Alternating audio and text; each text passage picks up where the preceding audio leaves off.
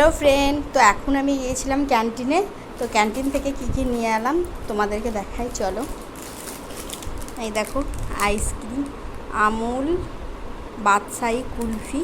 এই আইসক্রিমটা বহুত সুন্দর খেতে, তো সেই জন্য আমরা এই আইসক্রিমটা খুব পছন্দ করি।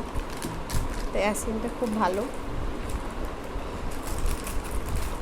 আর নিয়ে এসেছি হচ্ছে এর দুধ, আমুল শক্তি মিল্কি শক্তি, আমুল মিল্ক, जो 2 पैकेट मिल्क। আর এই একটা আমুলের কুলফি আইসক্রিম। মোট 3টে আইসক্রিম ছিল, তার মধ্যে একটা আমার ছেলেকে দিয়ে ড্রয়িং ক্লাসে দিয়ে এলাম, আর এগুলো নিয়ে আমি বাড়ি চলে এলাম। তো 2 প্যাকেট দুধ নিয়েছি আর 3টে আইসক্রিম। আর এই হচ্ছে টক দই। এটা হচ্ছে আমার ছেলের খুব ফেভারিট, মানে ও চিড়ে দই দিয়ে খেতে ভালোবাসে, শুধু এই দই শুধু খায় চিনি দিয়ে।